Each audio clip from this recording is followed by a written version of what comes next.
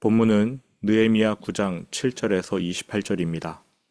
느헤미야 9장 7절에서 28절 말씀 함께 봉독하겠습니다. 주는 하나님 여호와시라. 옛적에 아브라함을 택하시고 갈대아 우르에서 인도하여 내시고 아브라함이라는 이름을 주시고 그의 마음이 주 앞에서 충성됨을 보시고 그와 더불어 언약을 세우사 가나안 족속과 헷 족속과 아모리 족속과 브리스 족속과 여부수 족속과 기르가스 족속의 땅을 그의 씨에게 주리라 하시더니 그 말씀대로 이루셨사오매 주는 의로우심이로소이다. 주께서 우리 조상들이 애굽에서 고난받는 것을 감찰하시며 홍해에서 그들의 부르짖음을 들으시고 이적과 기사를 베푸사 바로와 그의 모든 신하와 그의 나라 온 백성을 치셨사오니 이는 그들이 우리의 조상들에게 교만하게 행함을 아셨음이라. 주께서 오늘과 같이 명예를 얻으셨나이다.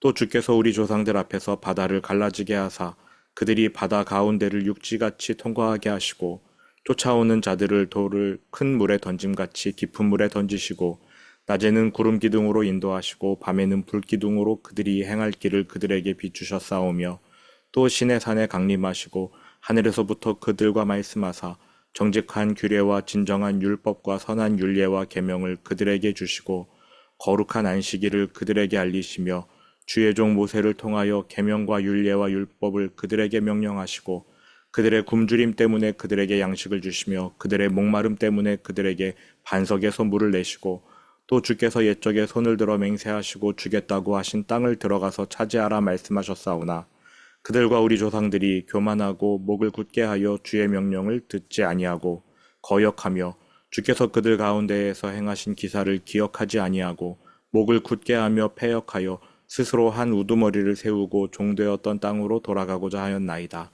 그러나 주께서는 용서하시는 하나님이시라. 은혜로우시며 긍휼히 여기시며 더디 노하시며 인자가 풍부하심으로 그들을 버리지 아니하셨나이다.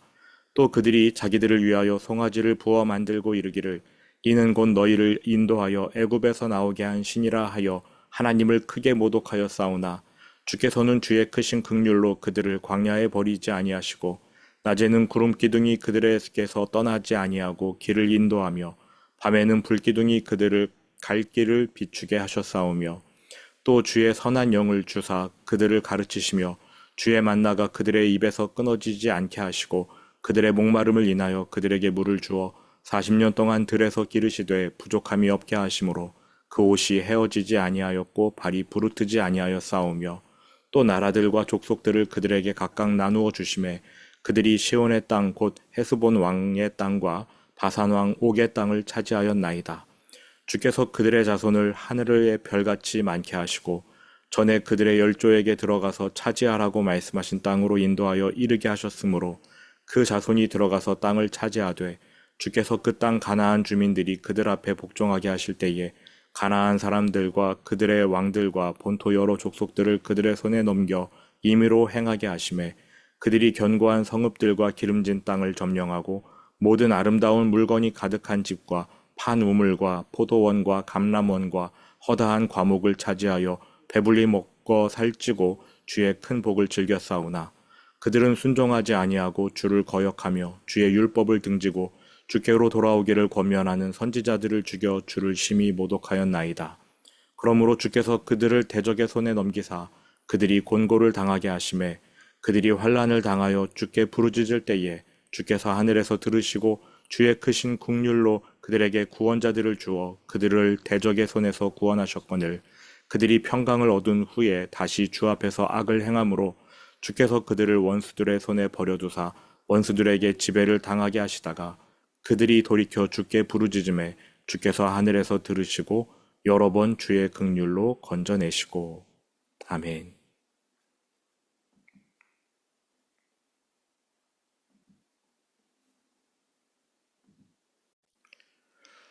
초막절이 다 끝난 후 백성이 모여 말씀을 듣습니다. 말씀을 들으니까 회개할 수밖에 없습니다. 회개한 심령에 하나님을 경외하는 영이 임하여 이들은 하나님의 광대하심을 찬양합니다.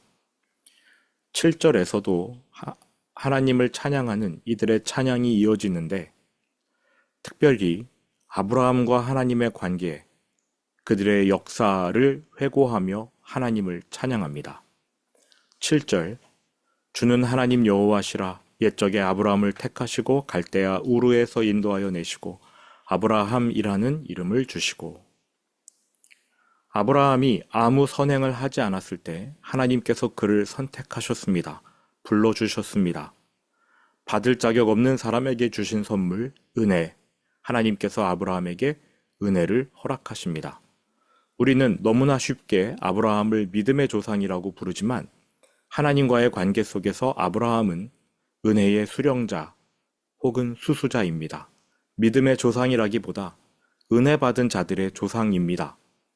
8절 그의 마음이 주 앞에서 충성됨을 보시고. 아무 대가 없이 하나님의 선택을 받았으니 이에 감격한 아브라함은 하나님의 명령에 순종할 수밖에 없습니다. 그의 마음이 주 앞에서 충성됨을 보시고. 아브라함이 하나님의 명령에 순종한 것입니다. 고향과 아버지와 친척을 떠나 내가 내게 보여줄 땅으로 가라. 아브라함은 갈대아 우르를 떠나 가나안을 향합니다. 순종했습니다. 하지만 온전한 순종은 아니었습니다. 아버지와 조카를 데려갔거든요. 게다가 가나안으로 곧장 가지 않고 하란에 머물렀습니다. 거기 머물다가 우여곡절 끝에 마침내 가나안에 도착합니다. 성경도 마침내 그가 가나안에 도착했다라고 이야기하고 있습니다. 그럼에도 하나님은 이것을 그의 순종으로, 아브라함의 충성으로 간주하셨습니다. 그래서 아브라함에게 더 큰 은혜를 부어주십니다. 아버지를 여의고 조카 롯을 떠나 보낸 아브라함에게 하나님은 하늘의 별을 보여주시며 너의 후손이 하늘의 별처럼 많아질 것이다 약속하셨습니다. 그리고 얼마 후 쪼갠 짐승 사이를 지나시며 아브라함과 언약을 맺으시는데 너의 후손은 400년 후 이 땅 가나안을 차지하게 될 것이다. 이렇게 약속하십니다. 그와 더불어 언약을 세우사 가나안 족속과 헷 족속과 아모리 족속과 브리스 족속과 여부수 족속과 기르가스 족속의 땅을 그의 씨에게 주리라 하시더니 그 말씀대로 이루셨사오매 주는 의로우심이로소이다. 지금 에스라와 느헤미야와 백성들은 이스라엘의 역사를 되짚으면서 하나님의 은혜를 곱씹습니다. 아브라함에게 베푸신 은혜로 인해 그들의 후손, 즉 자기 자신들이 가나안 땅을 얻게 된다. 이러한 내용들 역사이긴 하지만 이미 다 이루어진 일이긴 하지만 다시 생각해도 감격스럽지 않겠습니까? 9절입니다. 이들은 이스라엘의 역사 속 하나님의 은혜를 계속 찬양하는데요. 주께서 우리 조상들이 애굽에서 고난받는 것을 감찰하시며 홍해에서 그들의 부르짖음을 들으시고 이적과 기사를 베푸사 바로와 그의 모든 신하와 그의 나라 온 백성을 치셨사오니 이는 그들이 우리의 조상들에게 교만하게 행함을 아셨음이라. 주께서 오늘과 같이 명예를 얻으셨나이다. 또 주께서 우리 조상들 앞에서 바다를 갈라지게 하사 그들이 바다 가운데를 육지같이 통과하게 하시고 쫓아오는 자들을 돌을 큰 물에 던진같이 깊은 물에 던지시고. 출애굽 상황을 설명하며 하나님의 은혜를 묵상하고 있습니다. 바다를 가르신 일, 다시는 행하지 않으시겠지만 그러한 일까지 행하시면서 하나님께서 이스라엘을 사랑해 주셨습니다. 광야에서도 그 백성이 의지할 것은 오직 하나님의 은혜였습니다. 12절 낮에는 구름 기둥으로 인도하시고 밤에는 불 기둥으로 그들이 행할 길을 그들에게 비추셨으며. 그 백성을 보호하시는 하나님을 찬양하고 있는 거지요. 13절 또 시내산에 강림하시고 하늘에서부터 그들과 말씀하사 정직한 규례와 진정한 율법과 선한 율례와 계명을 그들에게 주시고 거룩한 안식일을 그들에게 알리시며 주의 종 모세를 통하여 계명과 율례와 율법을 그들에게 명령하시고. 법이 있다는 것은 참으로 감사한 일 아닙니까? 하나님께서 자신의 선한 성품을 법에 담아 백성들로 하여금 지키게 하신 것입니다. 강제하신 게 아니라 이렇게 살면 행복하다는 것을 알려주고자 하나님이 자신의 성품을 법률에 담아 이스라엘 백성에게 주신 것입니다.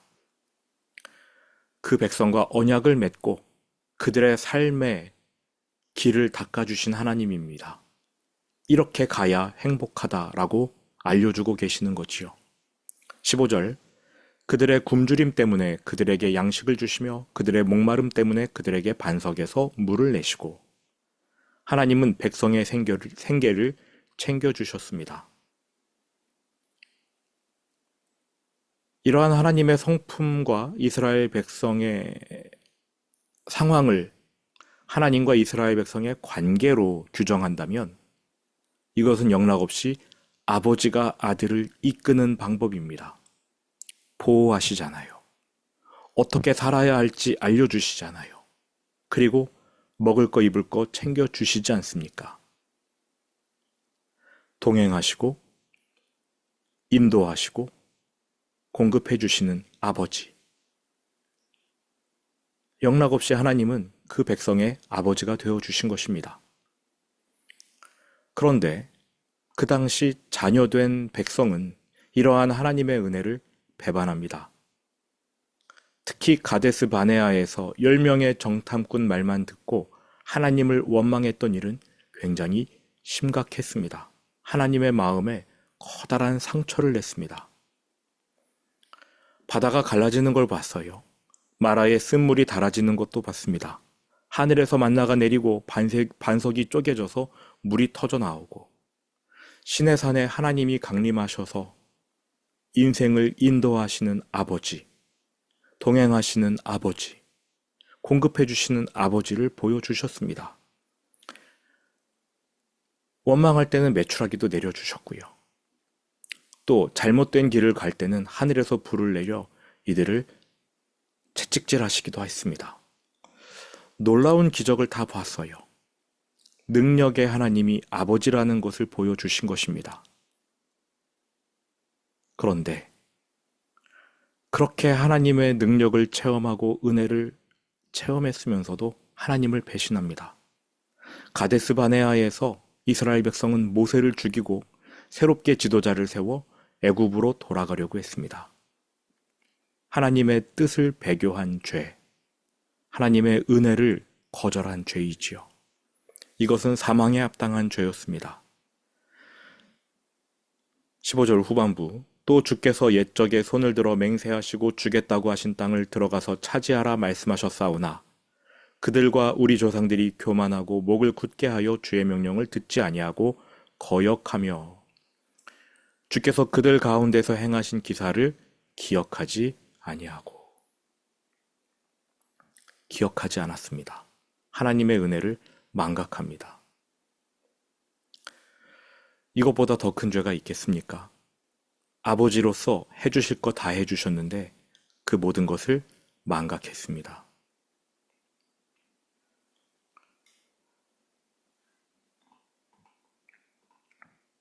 모세가 엎드리지 않았으면 하나님은 그 자리에서 이 모든 백성을 죽이려고 하셨을 겁니다. 실제로 죽이셨을 거예요. 그러나 모세의 회개를 받으시고 그 백성을 긍휼히 여겨 이들을 살려주십니다. 참아주셔요. 40년간 광야에서 방황하게는 하셨으나 그 자리에서 죽이시거나 애굽으로 돌려보내지는 않으셨습니다.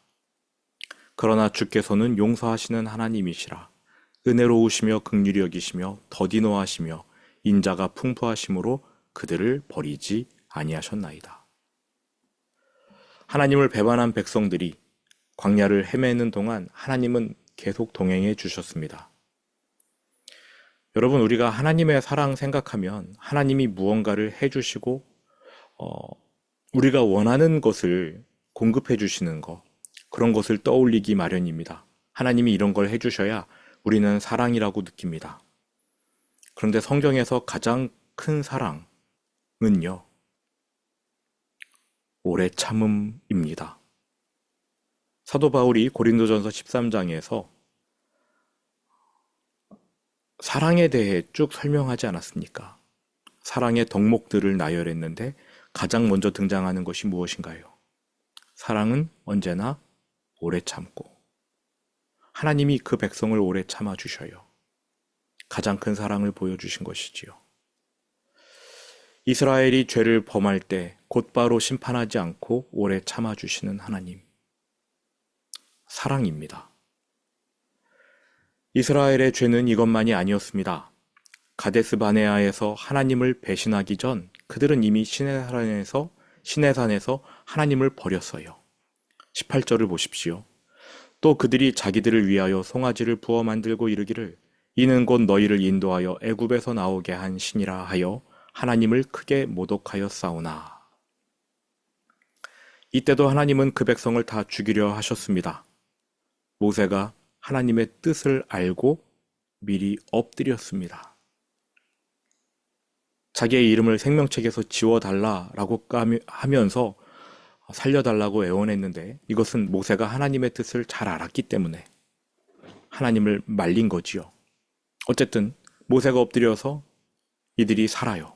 19절 주께서는 주의 크신 긍휼로 그들을 광야에 버리지 아니하시고 낮에는 구름 기둥이 그들에게서 떠나지 아니하고 길을 인도하며 밤에는 불 기둥이 그들이 갈 길을 비추게 하셨사오며 또 주의 선한 영을 주사 그들을 가르치시며 주의 만나가 그들의 입에서 끊어지지 않게 하시고 그들의 목마름을 인하여 그들에게 물을 주어 40년 동안 들에서 기르시되 부족함이 없게 하심으로 그 옷이 헤어지지 아니하였고 발이 부르트지 아니하였사오며 40년 동안 하나님이 그 백성을 참아주셨습니다. 동행해 주셨습니다. 광야 1세대는 다 죽어요. 40년이 지났을 때 다 죽습니다. 이제 두 번째 세대와 함께 이 여정을 하나님이 이어가십니다. 22절 또 나라들과 족속들을 그들에게 각각 나누어 주심에 그들이 시온의 땅 곧 헤스본 왕의 땅과 바산 왕 옥의 땅을 차지하였나이다. 출애굽 2세대는 전쟁을 통해 가나안 주변 지역을 차지하기 시작합니다. 아직 가나안 땅에 들어가진 않았지만 하나님께서 전쟁 승리의 경험을 주십니다. 그 백성이 가나안으로 건너가면 엄청난 전쟁들을 치르게 될 텐데 그 전쟁을 치르도록 훈련시켜 주십니다. 아버지이신 거지요. 이제 모세는 죽고 여호수아가 백성을 이끌어 가나안에 들어갑니다. 어차피 하나님이 인도하시는 거기 때문에 지도자가 누가 되든 상관이 없겠죠. 23절 주께서 그들의 자손을 하늘의 별같이 많게 하시고 전에 그들의 열조에게 들어가서 차지하라고 말씀하신 땅으로 인도하여 이르게 하셨으므로 그 자손이 들어가서 땅을 차지하되 주께서 그 땅 가나안 주민들이 그들 앞에 복종하게 하실 때에 가나안 사람들과 그들의 왕들과 본토 여러 족속들을 그들의 손에 넘겨 임의로 행하게 하시매 여호수아의 지도 아래 백성은 큼직한 전투에서 승리를 거두며 가나안을 차지합니다. 신명기 말씀대로 자신이 짓지 않은 집에서 살고 자신이 파지 않은 우물을 마시며 자신이 심지 않은 포도원, 감람나무의 소산을 먹으면서 행복하게 삽니다. 25절 그들이 견고한 성읍들과 기름진 땅을 점령하고 모든 아름다운 물건이 가득한 집과 판 우물과 포도원과 감람원과 허다한 과목을 차지하여 배불리 먹어 살찌고 주의 큰 복을 즐겨 싸우나. 하나님을 경외하지 않는 사람들의 기본 태도는 모든 것이 풍족할 때 발동합니다. 부족하면 어떻게 해서든 하나님께 받아내기 위해 경외하는 태도를 취하지요. 그러나 풍족하면 하나님을 경외하지 않습니다. 26절 그들은 순종하지 아니하고 주를 거역하며 주의 율법을 등지고 주께로 돌아오기를 권면하는 선지자들을 죽여 주를 심히 모독하였나이다. 이 한 구절에서 우리는 인생을 이끌어 주시는 하나님, 자녀가 떠나면 어떻게든 돌아오게 하시는 하나님, 공급해 주시는 하나님을 보게 됩니다. 그런데 그 하나님을 계속해서 거역하는 자녀 이스라엘의 모습도 보게 됩니다. 그 백성은 자기 자신만 하나님을 거역하는 데서 멈춘 게 아니라 하나님께 돌아오라고 외치는 선지자들을 돌로 쳐 죽이기까지 했습니다. 하나님의 말씀을 말살합니다. 말씀을 제거합니다. 듣기 싫었던 거지요. 어제 우리가 살펴본 바 말씀이 있어야 회개하고 올바르게 회개해야 예배를 올바로 드릴 수 있습니다. 그런데 그들이 말씀을 제거해요. 선지자들의 입을 치고 돌을 던져 죽입니다. 회개하고 싶지 않은 겁니다. 아버지께로 돌아오기 싫은 거지요. 그러니 예배가 엉망이 될 겁니다. 삶의 변화는 없을 겁니다. 27절 그러므로 주께서 그들을 대적의 손에 넘기사 그들이 곤고를 당하게 하심에 그들이 환난을 당하여 사사시대 내내 주변 원수 나라들이 일어나 그 백성을 괴롭힙니다. 그러면 그제야 조금 회개하는 척하지요. 힘드니까 회개하는 척합니다. 말씀이 들어가야 참되게 회개하는데 하나님은 어떻게든 그 백성을 다시금 하나님께로 인도하기 위하여 말씀으로 인한 참 회개가 아니라 고통으로 인한 회개를 선사하십니다. 그거라도 하라는 것입니다. 가짜 회개라는 것을 아시면서도 하나님은 그걸 회개로 받아주시고 그 백성을 구원해 주십니다. 주께 부르짖을 때에 사사시대의 백성들의 회개는 진정한 회개가 아니었습니다. 삶이 어려워지니까 일시적으로 반짝 하나님께 살려달라 애원한 것이지요. 유통기한이 있는 회개입니다. 가짜예요. 그런데 주님은 알면서도 속아주십니다. 주께서 하늘에서 들으시고 주의 크신 긍휼로 그들에게 구원자들을 주어 그들을 대적의 손에서 구원하셨거늘. 사사기 내내 일어났던 일이지요. 가짜 회개 오래가지 않습니다. 28절 그들이 평강을 얻은 후에 다시 주 앞에서 악을 행함으로 주께서 그들을 원수들의 손에 버려두사 원수들에게 지배를 당하게 하시다가 그들이 돌이켜 주께 부르짖음에 주께서 하늘에서 들으시고 여러 번 주의 긍휼로 건져내시고. 말씀이 없는 회개는 늘 이 모양으로 끝납니다. 말씀이 있어도 잘 안 되는 게 신앙생활인데 말씀 없이 뭘 할 수 있겠습니까? 그냥 죄짓다가 망하고 힘들어지면 잠깐 하나님을 찾는 거? 그러다가 하나님이 너무나 긍휼히 여겨서 불쌍해서 또 베풀어 주시면 하나님을 등집니다. 넉넉해지면 이제 하나님 필요 없다고 죄짓습니다. 상황이 어려워지면 또 하나님을 찾고 상황이 괜찮아지면 하나님을 등지고 이걸 죽을 때까지 반복하는 겁니다. 말씀이 없으면 그렇게 살다가 죽는 거지요. 말씀은 우리가 가야 할 길을 보여줍니다. 그리고 그 말씀은 항상 성령님께서 인도하시는 길을 보여줍니다. 오늘 우리가 집중해야 할 것은 말씀입니다. 성령님께서 조명해 주시는 그 말씀. 그 길을 걸을 때에 우리가 아버지의 뜻대로 나아가게 됩니다. 복된 길, 행복한 삶을 살게 될 수 있습니다. 이스라엘 백성이 범했던 이 잘못을 반복하지 않는 지혜 우리에게 임하기를 원합니다. 들은 말씀 마음에 품고 주기도문으로 예배를 마칩니다.